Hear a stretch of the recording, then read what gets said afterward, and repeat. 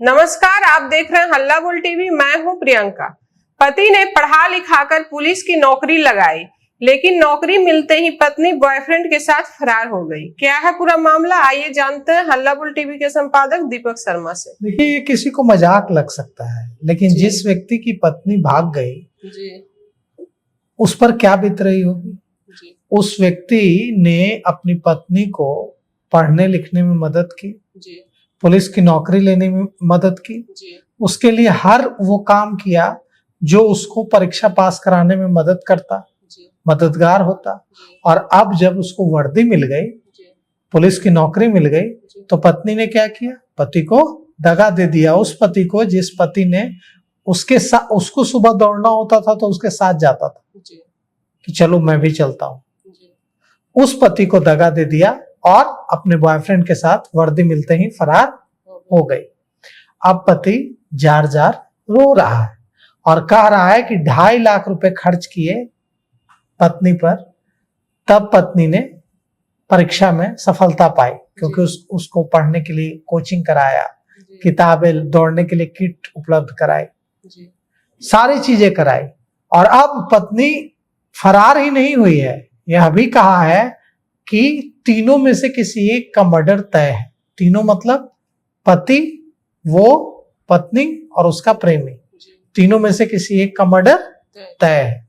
तो अब पति का आरोप है, पति ने पुलिस में शिकायत की है और पुलिस जांच कर रही है। पति का आरोप है कि नौकरी मिलने के बाद से ही पत्नी के तेवर बदल गए और उसने अब पुलिस से यह मांग की है कि पुलिस इस मामले में सख्त से सख्त कार्रवाई करे। उस जो युवक है उसका नाम अजय है। अजय ने बताया है कि उसकी पत्नी अर्चना बिल्कुल अच्छे से उसके साथ रहती थी, दोनों के बीच बहुत प्रेम मोहब्बत था। 26 जनवरी 2025 को दोनों की शादी हुई थी, अजय और अर्चना की।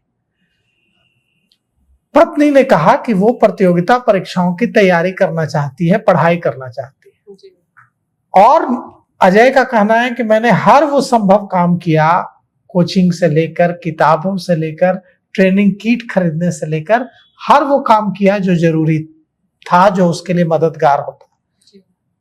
उसकी मेहनत रंग लाई और उसे पुलिस में नौकरी भी मिल गई।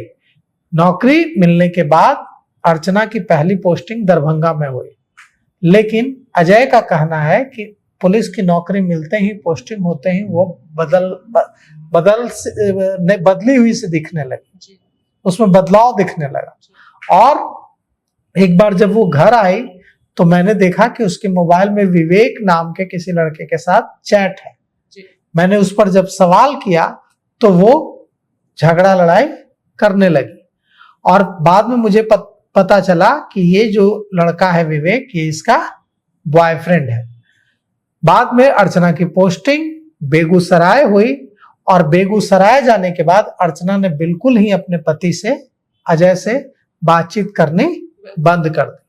अजय का कहना है कि अर्चना और विवेक दोनों के बीच गलत संबंध है, अफेयर है, और इसी बीच अजय का एक्सीडेंट हो गया।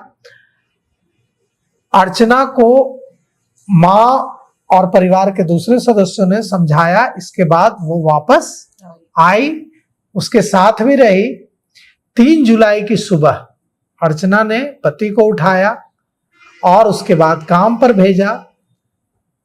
अर्चना ने कहा घर पर मौजूद भाभी से कि मेरी तबीयत खराब है, मैं दवा लेने जा रही हूं, और वो दवा लेने गई और वहीं से भाग गई, फिर लौटकर नहीं आई। अब अजय ने इसकी शिकायत डालमिया नगर थाने में की है और पुलिस ने प्राथमिकी भी, डालमिया नगर थाना के पुलिस ने प्राथमिकी भी दर्ज कर ली है। रोहतास के जो एसपी हैं मिस्टर राज, उन्होंने बताया है कि मामला दर्ज कर लिया गया है, मामले की तफ्तीश की जा रही है। पुलिस इस मामले में जो भी एक्शन होगा वो लेगी, लेकिन पुलिस एक्शन लेगी वो तो अलग बात है। आप सोचिए कि एक पति पर क्या बीतेगी, जिस पति ने अपनी पत्नी को इतना सपोर्ट किया, जी उसकी पत्नी अगर नौकरी मिलते ही उसको छोड़ दे उसका साथ, जी और ये पहली घटना नहीं है जो इस तरह का रोहतास की, जी ऐसी कई घटनाएं जी सामने आई हैं। जी बीपीएससी शिक्षक थी, एक बीपीएससी शिक्षिका थी, जी उसके मामले में भी इसी तरह की कहानी आई। जी एक और होमगार्ड, महिला होमगार्ड जवान थी, उसके पति ने भी इसी तरह के आरोप लगाए जी दरभंगा में। जी तो कई मामले इस तरह के आ रहे हैं। इससे यह पता चलता है कि अगर माँ बाप अपने बच्चों को सैक्रिफाइस करना शुरू से बचपन से नहीं सिखाएंगे जी तो आगे चलकर ऐसी दिक्कतें आ सकती हैं। हमारा पूरा समाज सैक्रिफाइस पर ही टिका हुआ है। जी परिवार में माँ सैक्रिफाइस करती है, पिता सैक्रिफाइस करते हैं, जी पति पत्नी भाई बहन सब एक दूसरे के लिए सैक्रिफाइस करते हैं, इसीलिए परिवार चलता है, इसीलिए समाज चलता है। जी तो निश्चित रूप से इस तरह की घटनाएं चिंताजनक है। जी, तो सुना आपने। आप लोगों को इन सब बातों पे क्या कुछ कहना है हमें कमेंट करके जरूर बताइएगा। फिलहाल इस पेशकश में इतना ही। आगे की खबरों के लिए देखते रहिए हल्ला बोल टीवी। धन्यवाद।